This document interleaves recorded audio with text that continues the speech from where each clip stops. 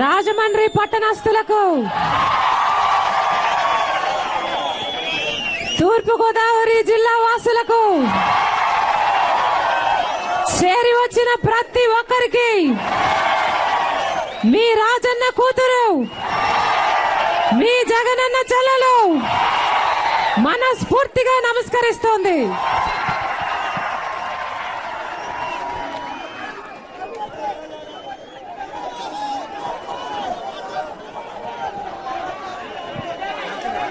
ప్రజా సమస్యలు పట్టని ఈ ప్రజా వ్యతిరేక కాంగ్రెస్ ప్రభుత్వ వైఖరిని నిలదీస్తూ దాంతో కుమ్మక్కైన చంద్రబాబు గారి వైఖరిని ఎండగడుతూ జగనన్న నాయకత్వంలో మొదలైన ఈ మరో ప్రజా ప్రస్థానం ఇడుపులపాయలో మొదలయ్యి 10 జిల్లాలు దాటుకుని ఈ రోజు తూర్పు గోదావరి జిల్లాలోకి ప్రవేశించడం జరిగింది.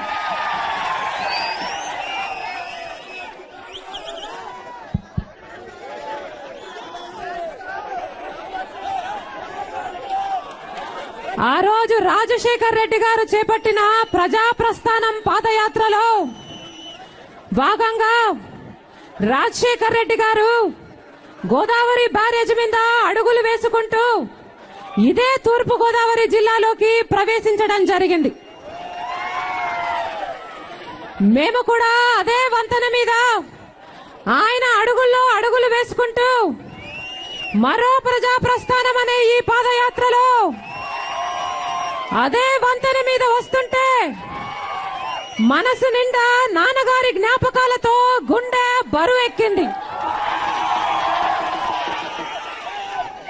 ఆ రోజు నాన్న వంతెన మీద నడుచుకుంటూ వస్తున్నప్పుడు ఆ రోజు ఉష్ణోగ్రత 50 సెంటీగ్రేడ్లు ఉన్నింది.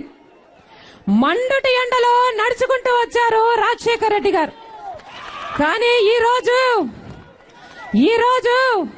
మేము ఆ వంతెన మీద అడుగు పెట్టగానే వర్షము బోరున పడి స్వయంగా రాజశేఖర్ రెడ్డి గారే నాన్నగారే వచ్చి మమ్మల్ని ఆశీర్వదించినట్టుగా అనిపించింది.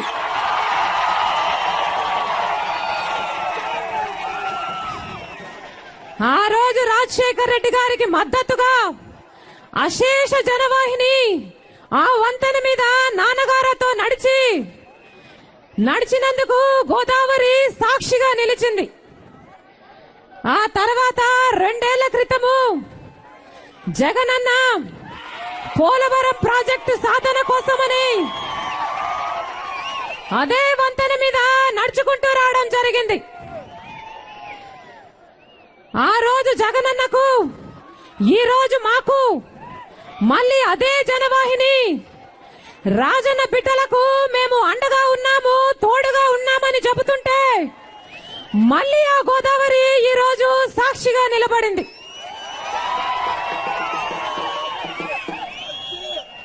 నాన్నగారు బ్రతుకున్నా, జగనన్న బయటున్నా నేను ఈ రోజు ఈ పాదయాత్ర చేసే అవసరము వచ్చేది కాదు. కానీ రాజశేఖర్ రెడ్డి గారి పాదయాత్రతో, ఆయన వ్యక్తిగత ఇమేజ్ తో 2 సార్లు అధికారంలోకి వచ్చిన ఈ కాంగ్రెస్ పార్టీ కనీస కృతజ్ఞత కూడా లేకుండా రాజశేఖర్ రెడ్డి గారిని దోషి అని ఆయన పేరును FIR లో చేర్చి ఆయన కొడుకుని ఒక్కడిని చేసి రాజకీయంగా ఆయనని తొక్కేయాలని 100 కుట్రలు పన్ని జగనన్న మీద కేసులు పెట్టి జైల్లో పెడితే, జైల్లో ఉండి కూడా మన రాష్ట్ర ప్రజల తరపున ఆలోచిస్తున్న జగనన్న తరపున నేను ఈ రోజు ఈ పాదయాత్ర చేయడం జరిగింది. అందుకనే ఈ రోజు ఇలా మీ ముందు నించోవడం జరిగింది. రాజశేఖర్ రెడ్డి గారు తన పాదయాత్రని ఒక మహాయజ్ఞంలో మండుటి ఎండలో రోజుకు 20 కిలోమీటర్లు పైగా పాదయాత్ర చేసుకుంటూ ప్రజలతో మమైకమయ్యారు. ప్రజల కష్టాలను కళ్ళారా చూశారు, వాళ్ళ అవసరాలను గమనించారు, వాళ్ళ బాధలని అర్థం చేసుకున్నారు. రాజశేఖర రెడ్డి గారు మనస్ఫూర్తిగా మన రాష్ట్ర ప్రజలను ప్రేమించారు గనుకనే ముఖ్యమంత్రి అయిన నిమిషం నుంచి ప్రతి క్షణము రాష్ట్ర ప్రజల గురించే ఆలోచన చేశాడు. ఆ ఆలోచనలో నుంచి పుట్టినవే రాజశేఖర రెడ్డి గారి అద్భుతమైన పథకాలు. రాజశేఖర రెడ్డి గారు మన రాష్ట్ర ప్రజలకి నిజంగా మేలు చేయాలని తప్పించారు గనుకనే ఆ పథకాలను రూపొందించడం మాత్రమే కాకుండా చిత్తశుద్ధితో ప్రతి పథకాన్ని అద్భుతంగా అమలు చేసి చూపించారు.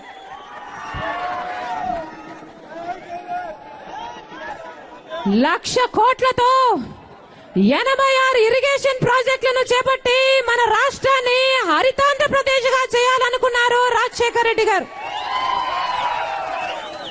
రైతులందరూ గర్వంగా తలెత్తుకుని బ్రతికేటట్టు రైతులకి ఎంతో ప్రోత్సాహం ఇచ్చారు రాజశేఖర రెడ్డి గారు. రైతులకి నీళ్లిచ్చాడు, 7 గంటలు ఉచిత విద్యుత్ ఇచ్చాడు, మద్దతు ధర ఇచ్చాడు, అవసరమైనప్పుడు ఇన్పుట్ సబ్సిడీ ఇచ్చాడు, ఇంకా అవసరమైనప్పుడు నష్టపరిహారం కూడా ఇచ్చాడు. ఒకసారి 1300 కోట్లతో రుణాల మీదున్న వడ్డీని మాఫీ చేశాడు, 1200 కోట్లతో విద్యుత్ బకాయిలను మాఫీ చేశాడు, 12,000 కోట్లతో రైతులకి రుణమాఫీ కూడా మాఫీ చేసిన ఘనత రాజశేఖర రెడ్డి గారు. రాజశేఖర రెడ్డి గారి కంటే ముందు రైతులకి మహిళలకి రూపాయికి పైగా వడ్డీ వేసుకుని రుణాలు ఇస్తుంటే రాజశేఖర రెడ్డి గారు ముఖ్యమంత్రి అయిన తర్వాత పావలా వడ్డీకే రుణాలు ఇచ్చారు.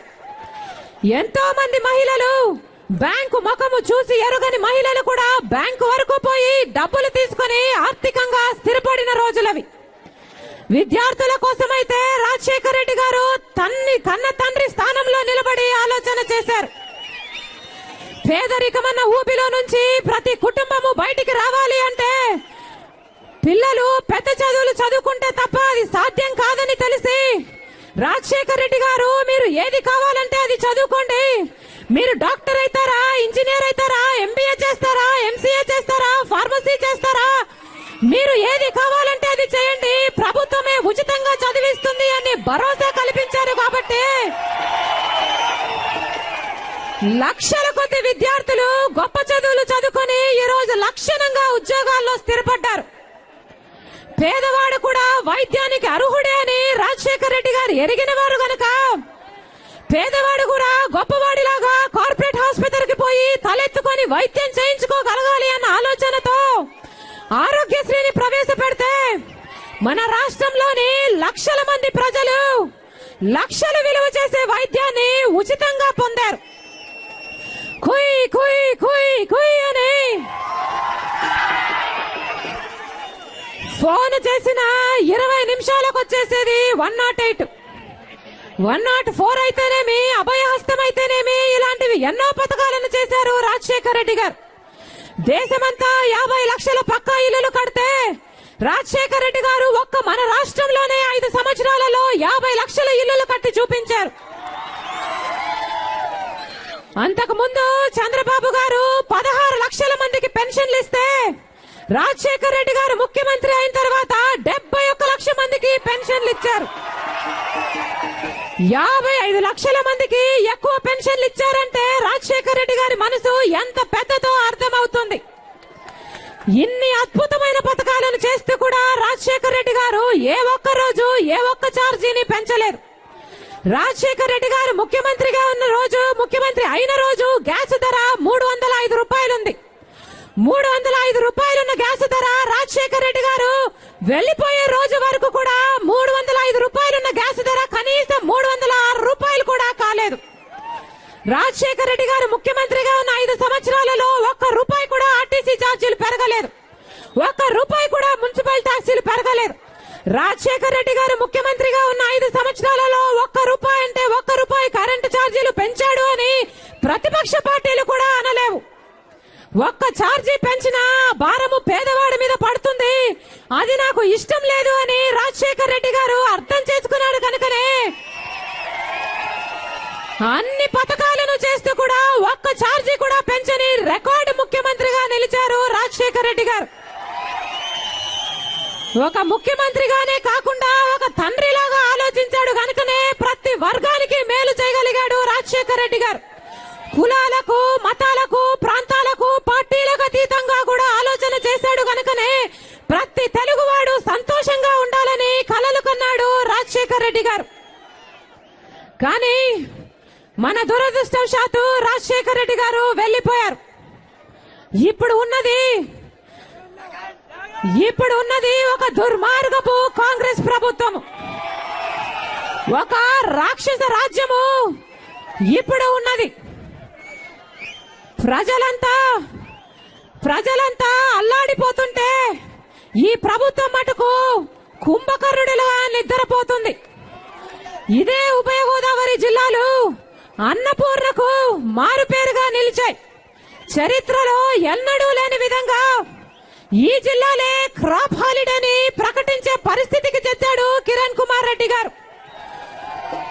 ఒక్క ఈ జిల్లాలోనే కాదు, రాష్ట్రంలోని రైతులంతా బాధపడుతూనే ఉన్నారు. రైతులకి నీళ్లివ్వక, కరెంట్ ఇవ్వక, మద్దతు ధర ఇవ్వక ప్రతి రైతు వేసిన పంటలో నష్టపోయి అప్పుల పాలైపోయామని ప్రతి రైతు చెబుతూనే ఉన్నాడు. ఇక మహిళలు, పేదలైతే అన్ని ధరలు, అన్ని ఛార్జీలు పెరిగిపోయాయమ్మా, బ్రతుకు భారమైపోయిందని ప్రతి గ్రామంలోనూ సతమతం అవుతూనే ఉన్నారు. పిల్లల్ని కూడా స్కూలుకు తీసుకుపోయే పరిస్థితి లేదు. పిల్లల్ని కూలీకి తీసుకువెళ్ళకపోతే కూలీ డబ్బులు రావు. ఆ డబ్బులు రాకపోతే 2 పూట్ల తినే పరిస్థితి కూడా లేదమ్మా అని ఈ రోజు కన్న తల్లిలే చెబుతున్నారంటే వినడానికి మనసుకు చాలా కష్టంగా ఉంది. రాజశేఖర రెడ్డి గారి ప్రతి పథకానికి తూట్లు పెట్టింది ఈ కిరణ్ సర్కార్. రాజశేఖర రెడ్డి గారు ప్రతి ఎకరానికి నీళ్లు ఇవ్వాలనుకుని మన రాష్ట్రాన్ని హరితాంధ్రప్రదేశ్ గా చేయాలనుకుని జలయజ్ఞం తలపెడితే అన్ని ప్రాజెక్టులను అట్టకెక్కించింది ఈ ప్రభుత్వం. రాజశేఖర రెడ్డి గారు 7 గంటలు ఉచిత విద్యుత్ ఇస్తే ఈ ప్రభుత్వము కనీసం 3 గంటలు కూడా కరెంట్ ఇవ్వకుండా పొలాలన్నీ ఎండగడుతూనే ఉంది. ఫీజు రీయింబర్స్మెంట్ కు 10,000 రూపు ఎంసెట్ ర్యాంక్ వచ్చుండాలి, లేకపోతే గవర్నమెంట్ స్కూళ్లలో చదువు ఉండాలి అని ఇలాంటి లక్ష ఆంక్షలు పెట్టి పాపం విద్యార్థుల జీవితాలతో బేరాలాడుతుంది. మీకు సగమిస్తాము, ముక్కాలిస్తాము, కాలిస్తాము అంటూ వారి జీవితాలను బేరానికి పెట్టింది ఈ ప్రభుత్వం. ఎంతో మంది విద్యార్థులకు చదువుకోవాలని కోరిక ఉండి కూడా పాపము కన్న తల్లిదండ్రులు చదివించే స్తోమత లేక, ఈ ప్రభుత్వము చదివిస్తుందన్న భరోసా లేక ఎంతో మంది విద్యార్థులు ఈ రోజు చదువులు మానేసుకుని డ్రాప్ అవుట్లు అయిపోయారు. అంటే ఆ పాపము ఈ కిరణ్ సర్కార్ది కాదా అని అడుగుతున్నాం. ఆరోగ్యశ్రీ నుంచి 133 వ్యాధులను తొలగించింది ఈ కాంగ్రెస్ సర్కార్. 97 హాస్పిటళ్లను ఆరోగ్యశ్రీ లిస్టులో నుంచి తీసేసింది ఈ కిరణ్ సర్కార్. అన్ని వ్యాధులు పక్కన పెడదాం, ఒక ఆక్యులర్ ఇంప్లాంటే తీసుకుంటే అది చిన్న పిల్లలకి సంబంధించి, చౌటి మూగి పిల్లలకు సంబంధించి చేసే ఆపరేషన్. ఒక్కొక్క ఆపరేషన్ కు 6 లక్షల రూపాయలు ఖర్చు అవుతుంది. కానీ రాజశేఖర రెడ్డి గారు ముఖ్యమంత్రిగా ఉన్నప్పుడు 12 ఏళ్ల పిల్లల వరకు ఈ ఆపరేషన్ చేయడానికి పరిమితిని పెంచితే ఈ కిరణ్ సర్కార్ ఏమో ఆ పరిమితిని 2 ఏళ్లకు కుదించింది. అంటే ఈ కిరణ్ సర్కార్ కి ఎంత చిన్న మనసుందో అర్థమవుతుంది. 2 సంవత్సరాల పిల్లలకి కనీసం ఆ జబ్బు ఉంది అని కూడా చాలా సార్లు అర్థం కాదు. 108, 104 వాళ్ళకి పనిచేస్తున్న వాళ్ళకి జీతాలు ఇవ్వకుండా, కనీసం డీజిల్ కూడా డబ్బులు ఇవ్వకుండా దాన్ని నిర్వీర్యం చేసింది ఈ ప్రభుత్వం. రాజశేఖర రెడ్డి గారు 50 లక్షల ఇల్లులు టర్మ్ కూడా ఉంటే రాజశేఖర రెడ్డి గారు ఇంకో 50 లక్షల ఇల్లులు కట్టేవారు. కానీ ఈ ప్రభుత్వము దాంట్లో కనీసం పావు భాగం ఇల్లులన్నా మీరు కట్టారా పేదల కోసం అంటే సమాధానము లేదనే వస్తుంది. అన్ని ధరలు, అన్ని ఛార్జీలు పెరిగిపోయాయి. పాపం పెన్షన్ ఇచ్చే వారికి పెన్షన్ పెంచకపోగా ఇచ్చే పెన్షన్లను కూడా తొలగిస్తుంది ఈ ప్రభుత్వం.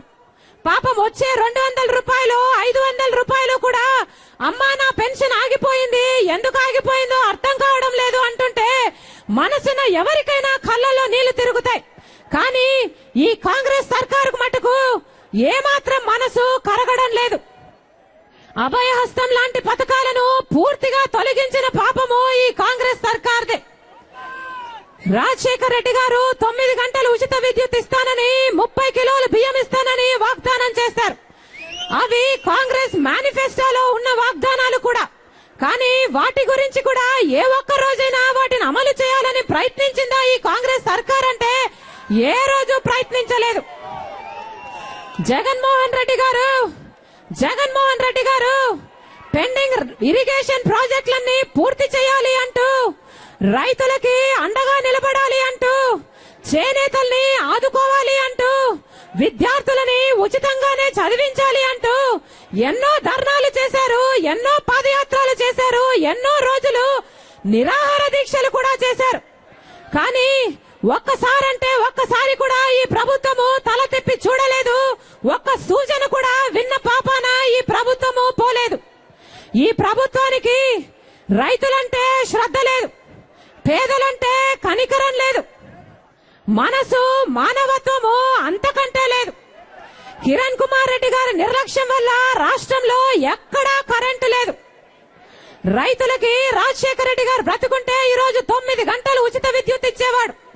9 గంటలు కాదు కదా, కనీసం రాజశేఖర రెడ్డి గారు ఇచ్చి చూపించిన 7 గంటలు కూడా కాదు కదా, కనీసం 3 గంటలు కూడా ఈ కాంగ్రెస్ ప్రభుత్వం ఇయ్యలేకపోతుంది. ఆ 3 గంటలు కూడా ఎప్పుడు కంటిన్యూగా ఇయ్యరమ్మా. దాన్ని ముక్కలు చెక్కలు చేసి ఇస్తారు తల్లి. ఒకసారి అర్ధ గంట, ఒకసారి గంట, ఇంకోసారి గంట ఇస్తారు. వాళ్ళు ఎప్పుడు ఇస్తారో అర్థం కాక ఇళ్లలో గడపకుండా రాత్రి కూడా చేళ్లలోనే పడుకుంటున్నాము. తీరా అంతా చేస్తే వాళ్ళు ఇచ్చిన కరెంటుతో చేను మొత్తము ఎప్పుడూ తడవదు తల్లి అని ప్రతి రైతు బాధపడుతూనే ఉన్నాడు. పరిశ్రమలకైతే నెలకు 12 రోజులు పవర్ కట్టే. కిరణ్ కుమార్ రెడ్డి గారు అంటారు, నేను 66 లక్షల కోట్లు విలువ చేసే పెట్టుబడులు తీసుకొస్తాను, 35 లక్షల ఉద్యోగాలను కల్పిస్తాను అని పెద్ద పెద్ద మాటలు చెప్పారు కిరణ్ కుమార్ రెడ్డి గారు. కానీ ఈ కరెంటు కోతల వల్ల వేల కొద్ది పరిశ్రమలు మూతపడిపోయి ఇప్పటికే 20 లక్షలకు పైగా కార్మికులు రోడ్డున పడ్డారు. కిరణ్ కుమార్ రెడ్డి గారు మాటలేమో కోటలు దాటాయి గాని చేతలేమో గడప కూడా దాటవు. ఇక గ్రామాలలో ఊర్లలో అయితే ఎక్కడా 6 గంటలకు మించి కరెంటు లేదు. ఈ కిరణ్ కుమార్ రెడ్డి గారు ఈ ఎండాకాలంలో కరెంటు కోతలతో ప్రత్యక్షంగా నరకం అంటే ఎలా ఉంటుందో ఈ మే నెలలో ఈ ఎండాకాలంలో మన అందరికీ చూపించారు. కానీ లేని కరెంటుకు 3 బిల్లులు మటుకు వస్తున్నాయి. మొన్న ఒక అక్క అడిగింది, అమ్మా కిరణ్ కుమార్ రెడ్డి గారికి కరెంటు బిల్లు వస్తుందా తల్లి అని అడిగింది.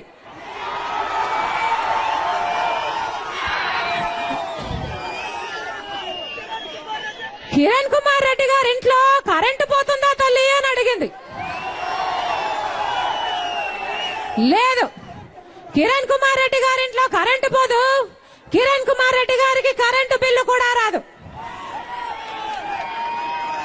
ప్రజల నుంచి పుట్టిన నాయకుడైతే ప్రజల కష్టాలని అర్థం చేసుకుంటాడు. మన కిరణ్ కుమార్ రెడ్డి గారు ఢిల్లీ నుంచి సీల్డ్ కవర్ లో దిగిపడ్డాడు.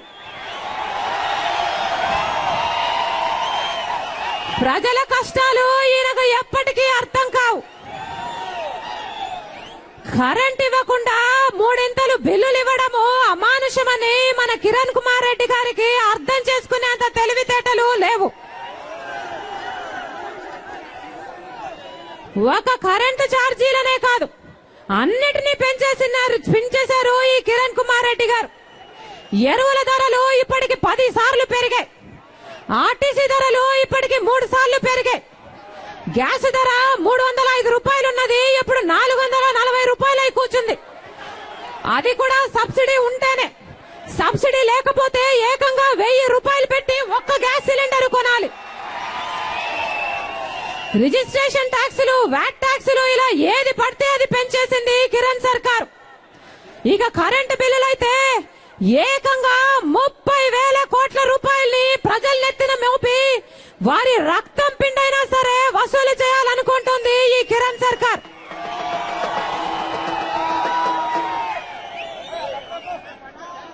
ఈ కరెంటు బాధుడికి నిరసనగా, ఛార్జీల మోతకు నిరసనగా, ఈ అన్యాయమైన పరిపాలనకు నిరసనగా అన్ని ప్రతిపక్ష పార్టీలు కలిసి అవిశ్వాసం పెడితే మన ప్రధాన ప్రతిపక్ష నాయకుడు చంద్రబాబు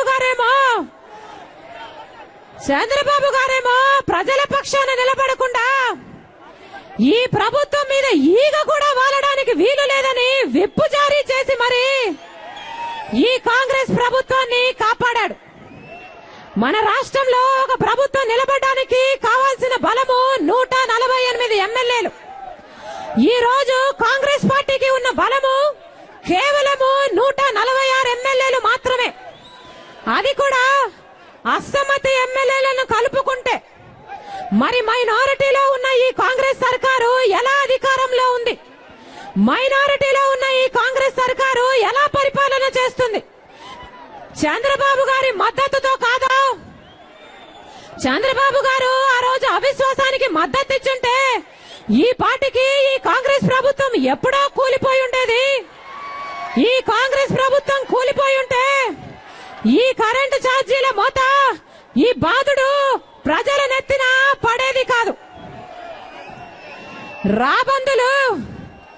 రాబందులు రాజ్యమేలుతుంటే గుంత నక్కలు తాళం వేశాయట.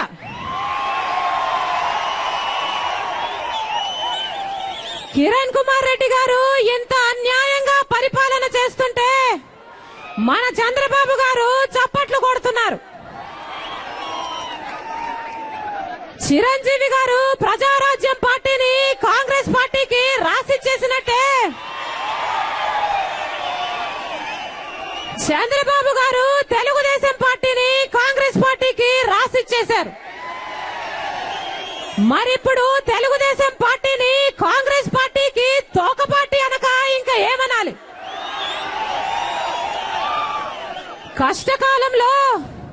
కష్టకాలంలో ప్రజల పక్షాన నిలబడకుండా స్వప్రయోజనాల కోసము ఈ దుర్మార్గపు కాంగ్రెస్ ప్రభుత్వము కూలిపోకుండా చంద్రబాబు గారు కాపాడినందుకు చరిత్రహీనుడిగా మిగిలిపోతాడు. సొంత మామని వెన్నుపోటు పొడిచి అధికారం లేకొచ్చాడు చంద్రబాబు గారు. అధికారం లేకొచ్చి మన దేశ చరిత్రలోనే వ్యవసాయము దండగా అన్న ఏకైక ముఖ్యమంత్రి చంద్రబాబు గారు. ప్రాజెక్టులు కడితే నష్టం వస్తుందని పిచ్చి లెక్కలేసి చూపించారు చంద్రబాబు గారు. సబ్సిడీలు ఇస్తే ప్రజలు సోమరిపోతులు అవుతారు, ప్రజలకు ఏది ఉచితంగా ఇవ్వకూడదు అని వ్యాఖ్యానించిన వాడు చంద్రబాబు గారు. విద్యార్థులు వచ్చి ముఖ్యమంత్రి గారు మాకు స్కాలర్షిప్లు ఇవ్వండి అంటే వాళ్ళని లాఠీలతో కొట్టించి స్కాలర్షిప్లు కాదు కదా కనీసం మెస్ ఛార్జీలు కూడా ఇవ్వలేదు చంద్రబాబు గారు. అంగన్వాడీ మహిళలు వచ్చి మాకు వేతనాలు పెంచండి అంటే గుర్రాలతో తొక్కించిన ఘనుడు చంద్రబాబు గారు. 50 రూపాయలున్న హార్స్ పవర్ ని 625 రూపాయలు చేసిన ఘనుడు ఈ చంద్రబాబు గారు. వరల్డ్ బ్యాంకుతో నేను ప్రతి సంవత్సరము కరెంటు ఛార్జీలను పెంచుతాను అని ఒప్పందాలు చేసుకుని సంతకాలు పెట్టింది కూడా ఈ చంద్రబాబు గారే. ఉచిత విద్యుత్ ఇస్తే బట్టలారేసుకోవడానికి తప్ప దేనికి తరం కాదని హేళన చేసిన వాడు కూడా ఈ చంద్రబాబు గారే. చంద్రబాబు గారి హయాంలో పేదలంతా అల్లాడిపోయారు. రైతుల్ని పేదల్ని పురుగుల్లా చూశాడు చంద్రబాబు గారు. లక్షల కొద్ది ప్రజలు రాష్ట్రంలో పని దొరక్క పొట్టగొట్టి కోసము గ్రామాలను కుటుంబాలను వదిలేసి వలసలు వెళ్లిపోయిన రోజులవి. చంద్రబాబు గారి నిర్లక్ష్యం వల్ల రైతాంగం వ్యవసాయమంతా కుదేలైపోయి చంద్రబాబు గారు 8 సంవత్సరాలలో 8 సార్లు కరెంటు ఛార్జీలను పెంచి అవి కట్టాలి అని రైతుల మీద ఒత్తిడి తెస్తే పాపం రైతులు ఒత్తిడి తట్టుకోలేక వేల కొద్ది రైతులు ఆత్మహత్యలు చేసుకున్న రోజులవి. ఆ రైతులకి కనీసం ₹1 ఆర్థిక సహాయం కూడా చేసిన పాపాన పోలేదు చంద్రబాబు గారు. ఆఖరికి రాజశేఖర రెడ్డి గారు ముఖ్యమంత్రి అయిన తర్వాత చంద్రబాబు గారి హయాంలో చనిపోయిన రైతుల్ని గుర్తు పెట్టుకుని పిలిచి మరి ₹1,50,000 ఎక్స్గ్రేషియా ఇచ్చి సహాయం చేసిన ఘనుడు రాజశేఖర రెడ్డి గారు. 2 ఎకరాలతో మొదలు పెట్టాడు చంద్రబాబు గారు. ఈ రోజు ఆయన హెరిటేజ్ దేశంలో ఎక్కడ చూసినా ఉంది. మన రాష్ట్రంలో లక్షల కోట్లు విలువ చేసే భూములని 50కి పైగా ప్రభుత్వ రంగ సంస్థలని ఆయన బెనామీలకు కట్టేసుకున్నవాడు చంద్రబాబు గారు. కమ్యూనిస్ట్ వాళ్ళు చంద్రబాబు గారి అవినీతి గురించి ఒక పుస్తకమే రాశారు. చంద్రబాబు జమానా అవినీతి ఖజానా అని దానికి పేరు. tehelga.com చంద్రబాబు గారు మించిన అవినీతి పరుడు లేడు, ఆయనకు మించిన రాజకీయ ధనవంతుడు లేడని పేర్కొంది. ఎన్టీఆర్ గారేమో చంద్రబాబుకు మించిన అవినీతి పరుడు ఈ లోకంలోనే ఉన్నాడని ఆయన కూడా అన్నారు.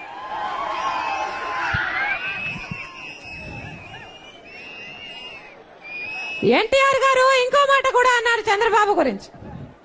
ఈ నక్క జిత్తుల చంద్రబాబుకు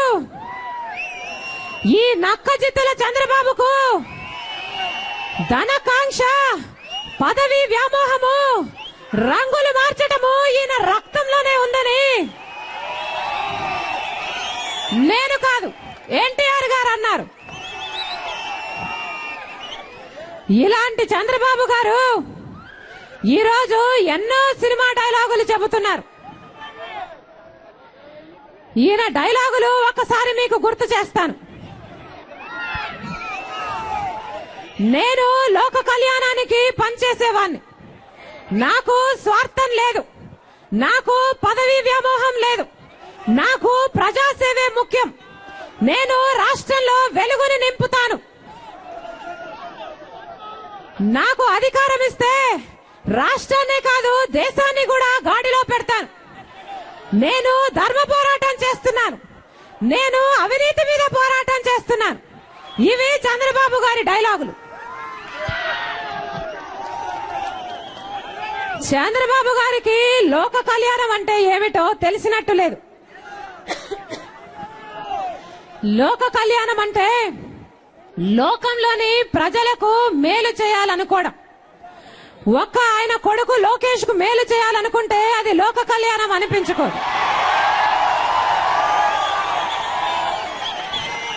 తెలుగుదేశం పార్టీని కబ్జా చేసి నందమూరి కుటుంబాన్ని తొక్కేసి ఒక్క లోకేష్ ను మటుకే పైకి తేవాలనుకుంటే అది లోక కళ్యాణం అనిపించుకోదు. మరి అది లోకేష్ కళ్యాణం అనిపించుకుంటుందో, నారావారి కళ్యాణం అనిపించుకుంటుందో నాకు తెలియదు. తెలుగుదేశం పార్టీ వాళ్ళనే అడిగితే వాళ్ళే చెబుతారు. లోకాన్ని దోచుకొని వేల కోట్లు సంపాదించిన ఆస్తులు లోకేష్ కి ఇస్తారు. లోకంలో విస్తరించిన ఆయన వ్యాపార సామ్రాజ్యాన్ని లోకేష్ కి ఇస్తారు. కానీ టీడీపీ పార్టీకి సేవ చేసే కార్యకర్తలు మటుకు వాళ్ళ ఆస్తులని అమ్మేసుకోవాలట. ఇలాంటి నాయకుడు తెలుగుదేశం పార్టీ వాళ్ళకు ఉన్నందుకు వాళ్ళ దురదృష్టం అనక ఇంకా ఏమనాలి. చంద్రబాబు గారికి స్వార్థమే లేదట. ఈయనకు స్వార్థం లేకపోతే, పదవి వ్యామోహం లేకపోతే ఎన్టీఆర్ గారిని వెన్నుపోటు ఎందుకు పొడిచినట్టు? ఆయన కుర్చీని, ఆయన అధికారాన్ని ఎందుకు లాగేసుకున్నట్టు? పోనీ ఆయనను అధికారంలోంచి దింపేశాక ఎన్టీఆర్ గారికి అంతమంది కొడుకులుంటే ఏ ఒక్క కొడుకు అధికారం ఇవ్వకుండా అందరినీ తొక్కేసి ఈయననే ఆ కుర్చీలో ఎందుకు కూర్చున్నట్టు? ఈయనకు పదవి వ్యామోహం లేదు, ముఖ్యమంత్రి కావాలని కోరిక లేదు, ఆ కుర్చీ మీద కన్ను లేదు అని చంద్రబాబు గారు అంటే కనీసం తెలుగుదేశం పార్టీ వాళ్ళు కూడా నమ్మరు. ఈయన గారికి ప్రజాసేవే ముఖ్యమైతే, ఈయన రాష్ట్రంలో వెలుగు నింపేవాడే అయితే అధికారంలో ఉన్న 9 సంవత్సరాలు ప్రజాసేవ ఎందుకు చేయలేదు? అప్పుడు మన రాష్ట్ర ప్రజల బ్రతుకులు బుగ్గిపాలు ఎందుకు చేసినట్టు? ఈయన గారు చంద్రబాబు గారికి అధికారం ఇస్తేనట మన రాష్ట్రాన్నే కాదు దేశాన్ని కూడా గాడిలో పెడతాడట. నరకాసుడు వచ్చి నాకు మళ్ళీ అధికారం ఇవ్వండి, నేను మంచి పరిపాలన చేస్తాను అంటే ఇస్తారా? గాడ్సే వచ్చి మహాత్మా గాంధీ ట్రస్ట్ కి నన్ను అధ్యక్షుని చేయండి అంటే చేస్తారా? చంద్రబాబు గారికి మళ్ళీ అధికారం ఇస్తే మన రాష్ట్రం గతి అధోగతే.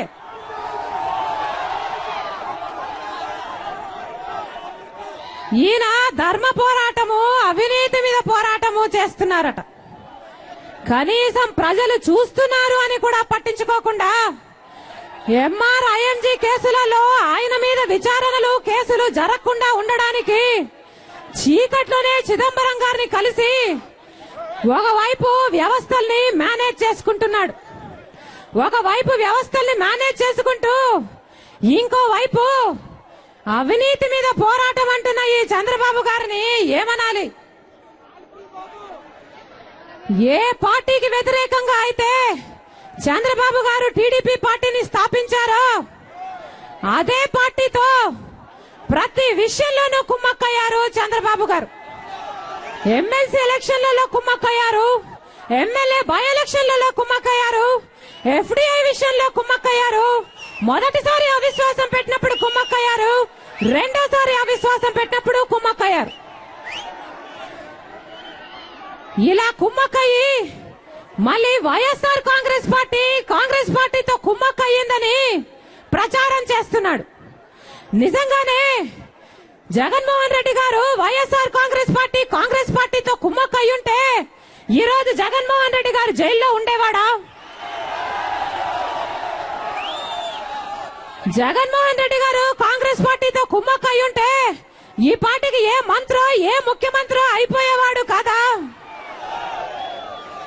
నిజానికి కుమ్మక్కయింది ఈ తెలుగుదేశం పార్టీ, ఈ కాంగ్రెస్ పార్టీ. ఎందుకంటే వాళ్ళకు తెలుసు జగన్మోహన్ రెడ్డి గారు బయటే ఉంటే ప్రజల గుండెల్లో రాజశేఖర రెడ్డి గారి వారసునిగా స్థిరపడిపోతుంటే ఇక రెండు పార్టీలకు మనుగడ ఉండదని, కాంగ్రెస్ పార్టీ తెలుగుదేశం పార్టీ దుకాణాలు మూసేసుకోవాల్సి వస్తుందని తెలిసి కుట్రలు పన్ని జగన్మోహన్ రెడ్డి గారి మీద అబద్ధపు కేసులు పెట్టి సిబిఐని ప్రయోగించి ఈ రోజు జైలు పాలు చేశారు. రాజశేఖర రెడ్డి గారు దోషి అని, జగన్మోహన్ రెడ్డి గారి అవినీతికి పాల్పడ్డారని వీళ్ళు చేస్తున్న ఆరోపణల్లో ఏమాత్రం నిజమున్నా, ఈ నాయకుల్లో ఏమాత్రం నిజాయితీ ఉన్నా ఈ ఆరోపణలు రాజశేఖర రెడ్డి గారు బ్రతుకున్నప్పుడే చేస్తుండాలి. కానీ ఈ నాయకుల్లో ఏమాత్రము నిజాయితీ లేదు గనుకనే, వీళ్ళు చేసే ఆరోపణల్లో ఏమాత్రం నిజం లేదు గనుకనే జగన్మోహన్ రెడ్డి కాంగ్రెస్ పార్టీని వీడిన తర్వాత వాళ్ళ మనుగడ కోసము, వాళ్ళ స్వార్థం కోసము జగనన్న ప్రజల నుంచి వేరు చేయాలనే ఏకైక లక్ష్యంతో కుట్రలు పన్ని కేసులు పెట్టారు. ఒక కేసులు పెట్టడమే కాదు, అబద్ధపు ఆరోపణలను చేయడమే కాకుండా జగన్మోహన్ రెడ్డి గారు, రాజశేఖర రెడ్డి గారు దోషులు అని నోరు పారేసుకుంటున్న ఈ టీడీపీ కాంగ్రెస్ పార్టీ నాయకులకి మళ్లీ చెబుతున్నాం, జగన్మోహన్ రెడ్డి గారు దోషి అని ఏ కోర్టు నిర్ధారించలేదు. చంద్రబాబు గారి హయాంలో ఆయన ఏ అవినీతికి పాల్పడలేదు. ఆయన బెనామీలకి, ఆయన అనుకూలస్తులకి లక్షల కోట్లు మేలు చేయలేదు. చంద్రబాబు గారు నిర్దోషి అని ఏ కోర్టు చెప్పలేదు. చిరంజీవి గారి సొంత వారింట్లో 70 కోట్ల రూపాయలు మంచం కింద దొరికితే ఆ 70 కోట్లు సక్రమమే. చిరంజీవి గారు నిర్దోషి అని ఏ కోర్టు చెప్పలేదు. మద్యం మాఫియా డాన్గా పేరు తెచ్చుకున్న బొత్స గారు ఏ బెనామీలు చేయడం లేదు. ఈయన ఉత్తముడు అని ఏ కోర్టు చెప్పలేదు. కాకపోతే ఈ చంద్రబాబు గారు, ఈ కాంగ్రెస్ నాయకులకి చావు తెలివితేటలు చాలా ఎక్కువ గనుక వాళ్ళ మీద విచారణలు, కేసులు జరగకుండా ఉండేటట్లు చూసుకోగలరు. జగన్మోహన్ రెడ్డి గారు కాంగ్రెస్ పార్టీలో ఉంటే 2014లో ముఖ్యమంత్రి అవుతారని జగన్మోహన్ రెడ్డి గారికి ఏ రోజో తెలుసు. జగన్మోహన్ రెడ్డి గారు కాంగ్రెస్ పార్టీకి వ్యతిరేకించి ఆ పార్టీ నుంచి బయటకు వస్తే ఎన్నో కష్టాలు ఎదుర్కోవాల్సి వస్తుందని కూడా జగన్మోహన్ రెడ్డి గారికి తెలుసు. అయినా జగన్మోహన్ రెడ్డి గారు విలువలకు విశ్వసనీయతకు కట్టుబడే మనిషి గనుక ఒక మాట ఇస్తే ప్రాణం ఉన్నంత వరకు ఆ మాట తప్పకూడదు, మడమ తిప్పకూడదు. ఎన్ని కష్టాలు వచ్చినా ఆ మాట నిలబెట్టుకోవాలి. గుండె నిబ్బరంతో దేవుని మీద నమ్మకంతో ముందడుగు వేశాడు జగన్మోహన్ రెడ్డి గారు. కానీ ఆయనలాగా ఈ కాంగ్రెస్ టీడీపీ నాయకులకి విలువలు విశ్వసనీయతలు ఏవీ లేవు. విలువలతో కూడిన రాజకీయాలు చేసే దమ్ము ధైర్యము ఈ కాంగ్రెస్ టీడీపీ నాయకులకి లేనే లేదు. అందుకనే దుర్మార్గులంతా ఒకటయ్యి కుట్రల మీద కుట్రలు పన్ని జగన్మోహన్ రెడ్డి గారి మీద అబద్ధపు కేసులు పెట్టి ఈ రోజు జైలు పాలు చేశారు. కానీ బోనులో ఉన్న సింహము సింహమే.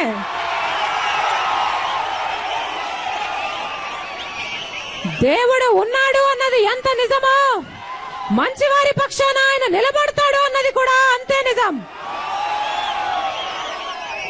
ఉదయించే సూర్యున్ని ఎవ్వరూ ఆపలేరు,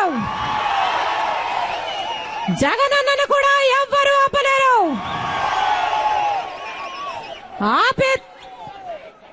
ఆపే దమ్ము ధైర్యము ఈ కాంగ్రెస్ టీడీపీ నాయకులకి లేదు. ఒక రోజు దగ్గరలోనే ఉంది. ఆ రోజున జగనన్న బయటకు వచ్చి మనందరినీ రాజన్న రాజ్యం స్థాపించే దిశగా నడిపిస్తాడు. రాబోయే రాజన్న రాజ్యంలో జగనన్న ముఖ్యమంత్రి అయ్యాక రాజన్న ఇచ్చిన ప్రతి మాటను జగనన్న నిలబెట్టుకుంటాడు.